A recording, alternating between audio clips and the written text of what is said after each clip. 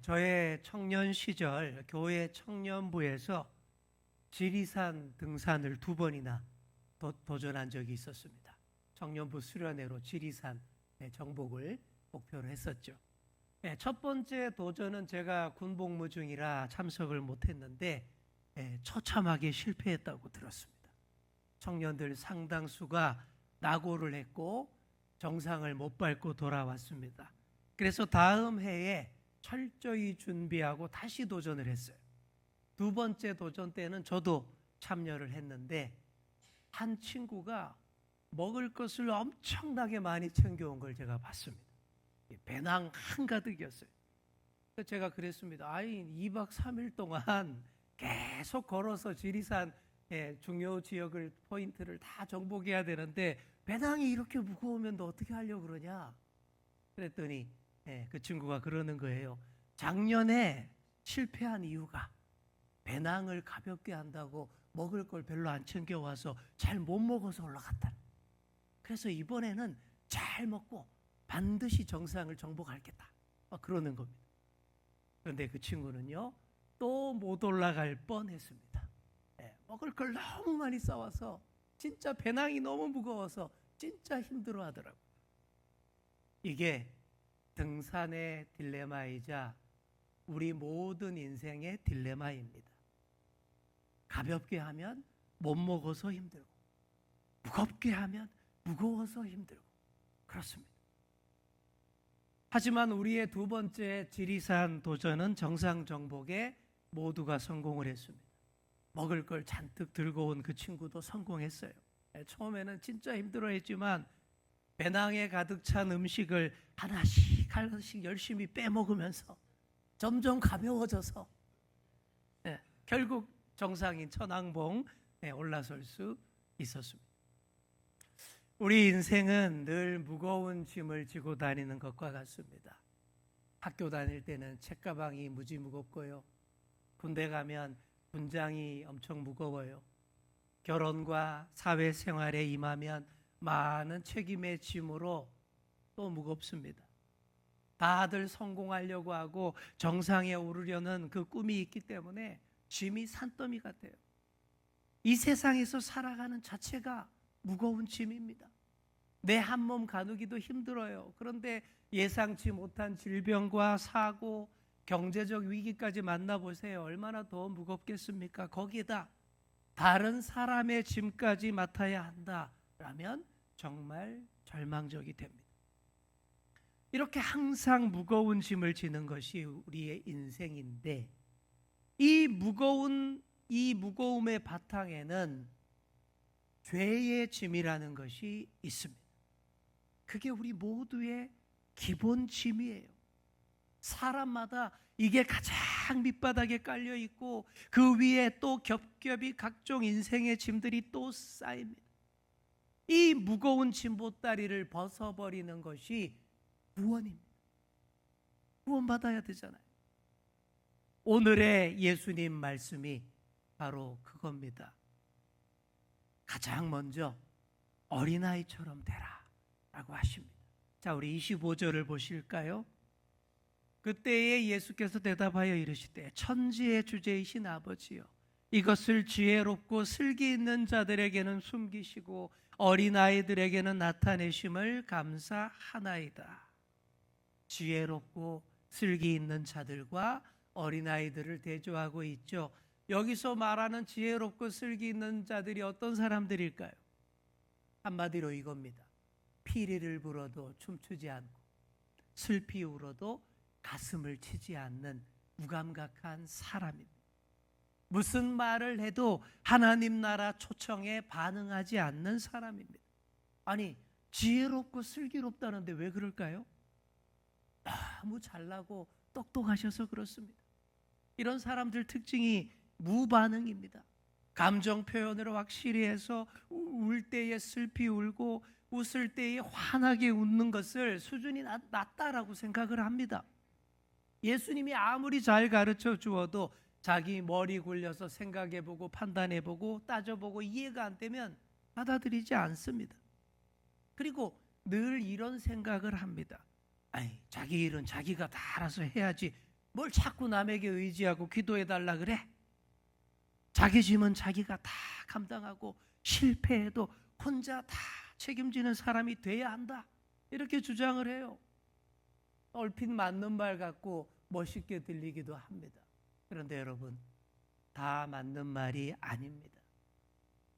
우리가 우리 인생의 문제를 다 책임질 수준이나 됩니까? 그런 능력이 못 되는데 자꾸만 혼자 다 알아서 하려고 하니까 인생의 그 무거운 짐이 더 떠나지를 않고 더 무겁게 짓누를 수밖에 없는 것이죠. 이렇게 지혜롭고 슬기로운 자들이 믿음을 못 가지고 하나님의 복음을 외면합니다. 스스로 자기 짐에 눌려서 끙끙대며 벗어나지 못합니다. 예수님이 이런 자들을 가리켜서 하나님 나라가 숨겨져 있어서 깨닫지 못한다, 이렇게 표현하셨습니다. 반면에 어린아이는 어때요? 슬피 울면 가슴을 치고요, 피리를 불면 신나게 춤을 춥니다. 순박하고 순수한 그 마음에 세례 요한의 외침이 들리면 무서워하고 애통해하고, 하나님 나라 결혼잔치의 피리 소리가 들리면 신나게 춤을 춥니다. 이런 순박하고 순수한 마음에 하나님 나라가 임하는 줄 믿습니다. 예수님이 하나님의 아들이라는 것이 다 믿어지게 되는 거예요. 또한 여기서 말하는 어린아이는 나이 어린 사람만을 말하는 게 아니에요. 자신의 부족함과 연약함을 인정하는 모든 사람이 이 어린아이입니다. 자랑할 게 별로 없는 사람, 세상에서 실패해서 마음이 여려진 사람, 그래서 다 맡기고 의지하는 그런 사람이 여기 어린아이입니다. 이런 사람들이 예수님께 나옵니다.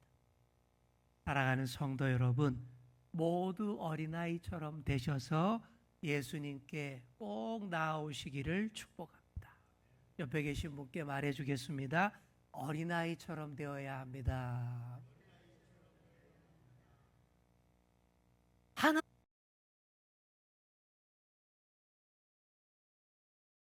더 이상 무거운 짐 지고 끙끙대지 않는 거예요. 그래서 여러분이 아주 좋아하는 말씀, 저도 아주 좋아합니다. 그 위대한 초청의 말씀, 우리 28절을 우리 함께 읽겠습니다. 28절 시작. 수고하고 무거운 짐진 자들아, 다 내게로 오라. 내가 너희를 쉬게 하리라. 아멘. 좋죠? 네, 아주 이것만 해도 좋은데 어떤 목사님은요, 여기다가 꼭 한 글자를 더 추가를 하더라고요. 한 글자 뭘까요? 푹자를 넣어서 내가 너희를 푹 쉬게 하리라 라고 설교를 하시던데 저도 동의합니다. 내가 너희를 푹 쉬게 하겠고 더 이상 무거운 짐 지고 걸어가지 않겠다라는 말씀, 얼마나 좋은 말씀입니까? 네, 저도 내일부터 푹 쉬고 그렇게 오겠습니다. 현재 여러분의 수고하고 무거운 짐은 무엇입니까? 경제적인 생활고는 언제나 우리의 무거운 짐입니다. 먹고 살기 위해서 매일매일 무거운 짐 지고 여러분 낑낑대고 계시지 않습니까? 질병에 눌린 분들도 계실 겁니다. 자기 한 몸 가누기도 참 힘들어 하셔요. 또 많은 스트레스와 정신적인 어려움으로 짓눌려 계시는 분들도 있습니다. 예수님 당시 유대인들은 종교가 제일 무거운 짐이었어요. 하나님 앞에서 의롭다 인정받기 위해, 구원받기 위해 600가지가 넘는 율법을 다 지켜야 된다라고 주장했습니다. 가장 고귀하고 사람을 평안케 해야 할 종교가 제일 무거운 짐이 되고 있었습니다. 어떻게 해야 이런 무거운 짐들을 벗을 수 있을까요? 보통 우리가 언제 짐을 벗습니까? 목적지에 도달하면 짐을 벗어요. 목적지에 도달하면 아무리 무거운 짐을 지고 왔어도 내려놓습니다. 학생들은 원하는 대학에 합격하면 큰 짐 하나 내려놓게 되죠. 보다 홀가분하고 낭만적인 대학 생활을 즐기게 됩니다. 등산객은 정상에 도달하면 배낭을 벗고 쉽니다. 도시락 까먹고 한결 가벼워집니다. 군인들은 훈련이 끝나면, 임무 완수가 끝나면 무거운 군장을 벗어놓습니다. 목적지에 도달해야 짐을 벗을 수 있는데, 여러분, 우리 인생의 궁극적 목적이 뭘까요? 예수님을 믿고 하나님을 영화롭게 하는 것, 이겁니다. 한마디로 예수님 자체가 우리 인생의 목적지입니다. 이 목적지에 도달할 때의 무거운 짐을 다 벗을 수 있는 거예요. 어린아이처럼 예수님 앞에 나오고 믿고 의지할 때에 우리의 기본 짐인, 제일 밑바닥에 깔려있던 제일 무겁던 그 죄의 짐부터 벗어집니다.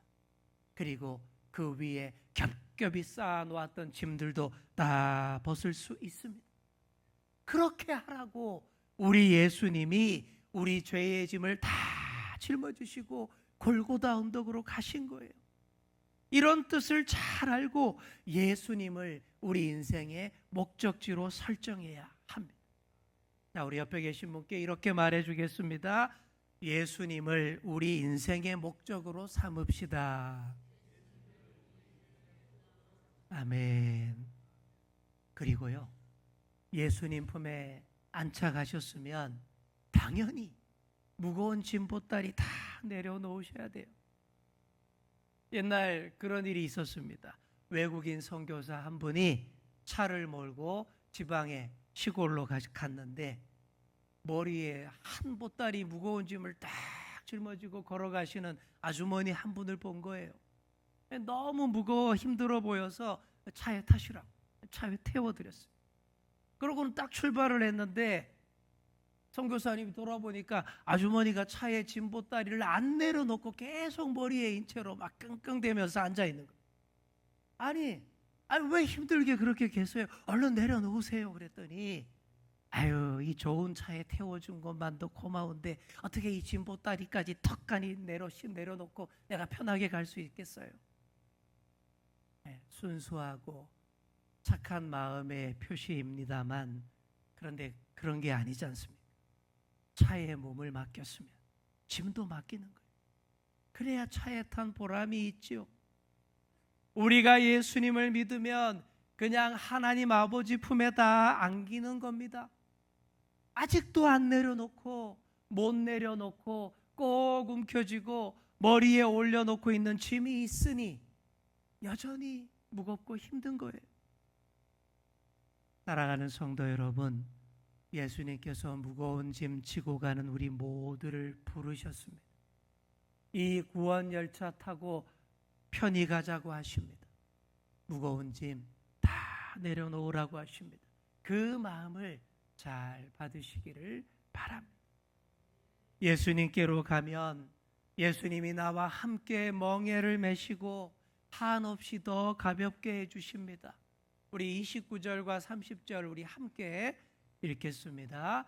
나는 마음이 온유하고 겸손하니 나의 멍에를 메고 내게 배우라. 그리하면 너희 마음이 쉼을 얻으리니 이는 내 멍에는 쉽고 내 짐은 가벼움이라 하시니라. 아멘. 우리 예수님이 얼마나 마음이 온유하시고 겸손하신지 한없이 자신을 낮추셨어요.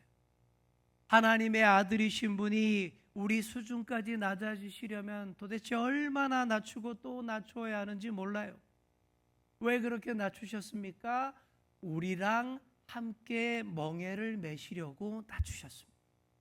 그만큼 예수님이 온유하고 겸손하신 분이라는 얘기예요.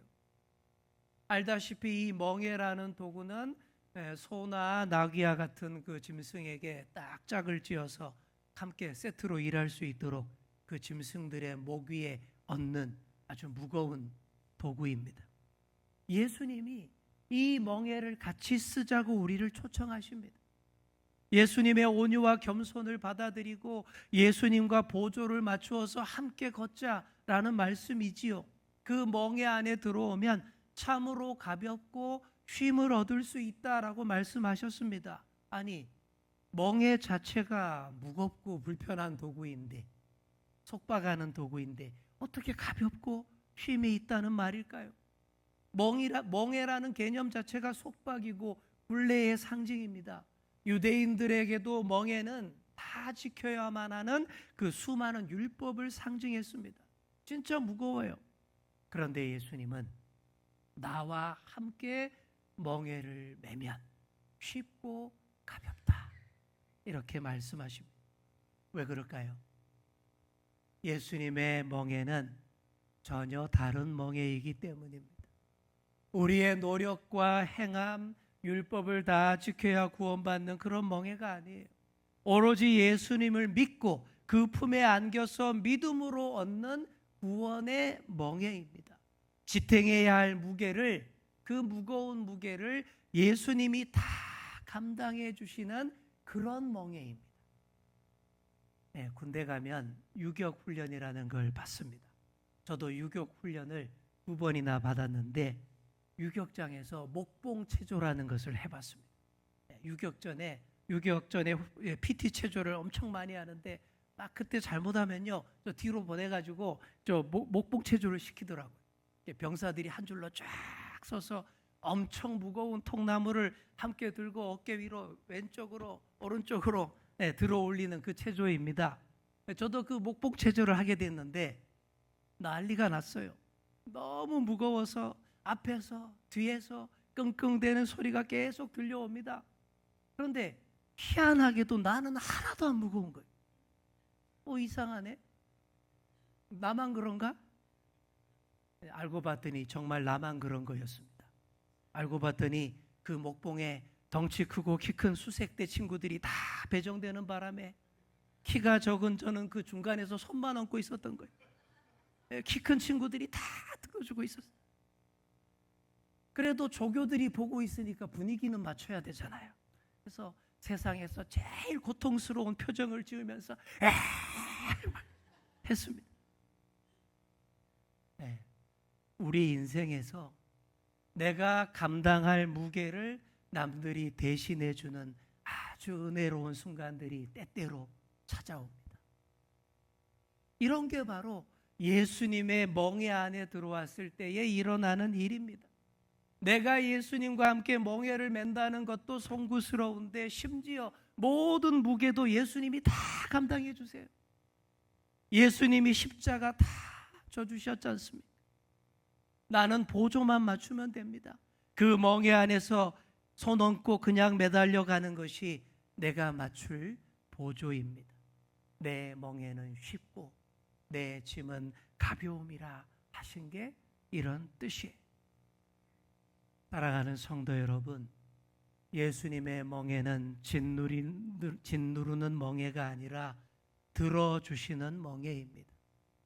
주님의 멍에 안에 들어오셔서 무거운 짐 다 벗어버리시고 참된 쉼을 누리시기를 축복합니다. 옆에 계신 분께 이렇게 이야기해 주겠습니다. 주님과 한 멍에를 맵시다. 아멘. 마지막으로 어떤 여자 성도님의 고백을 소개해드리고 말씀을 마무리하겠습니다. 이 여자 성도님은 오래전에 굉장히 가난하게 사셨대요. 젊은 날 정말 가난하게 사셨대요. 한 번은 먹을 것이 진짜 똑 떨어졌습니다. 먹을 쌀이 없어요. 그래서 어린 딸을 부모님 댁에 보내서 쌀을 얻어오게 시켰습니다. 몇 시간이 지났어요. 어린 딸이 무거운 쌀 부대를 머리에 이고 낑낑대면서 옵니다. 기특하기도 했지만 너무 안쓰러운 거예요. 그래서 이렇게 물었답니다. 아유, 고생했다. 정말 무거웠지? 그러자 딸의 대답이 감동이었다라고 합니다. 아유, 괜찮아요.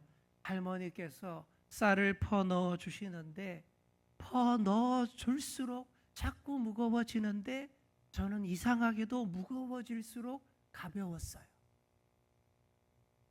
왜 무거울수록 가볍습니까? 남의 집에 가져다 주는 쌀이라면 무거울수록 더 무겁겠죠. 그러나 그 쌀은 굶주리는 내 가족들의 생명이 되잖아요. 무거우면 무거울수록 내 사랑하는 가족이 더 오랫동안 배고프지 않고 생명을 유지하지 않습니까? 그래서 무거울수록 더 가벼운 것입니다. 사랑하는 성도 여러분, 하나님을 알면 알수록 하나님 뜻대로 살면 살수록, 하나님 말씀이 내 마음에 넘치면 넘칠수록 무겁지만 더 가벼워질 줄 믿습니다. 그것이 바로 우리의 생명의 삶이기 때문입니다. 주님의 멍에를 함께 매면 오히려 마음이 쉼을 얻고 가벼워진다라고 하신 예수님 말씀이 바로 이와 같습니다. 이렇게 무거울수록 가벼운 놀라운 은혜가 저와 여러분 가운데 늘 있기를 간절히 축원합니다. 기도하겠습니다. 주님, 우리의 인생 자체가 무거운 짐인데 어리석고 못난 우리는 자꾸만 더 많은 짐들을 겹겹이 쌓아 올립니다. 주님을 믿는다 하면서 온전히 주님 앞에 우리 짐을 다 내려놓지도 맡기지도 못하고 있습니다. 더 이상 끙끙대며 살아가는 인생 되지 않게 하시고 주님의 멍에 안으로 들어와 쉽고 가벼운 주님의 짐을 함께 지고 참된 쉼을 누리기를 원합니다. 주님의 멍에 안에서 무거울수록 더 가벼운 놀라운 은혜를 늘 누리며 살아가게 하여 주옵소서. 감사드리며 예수님의 이름으로 기도드립니다. 아멘.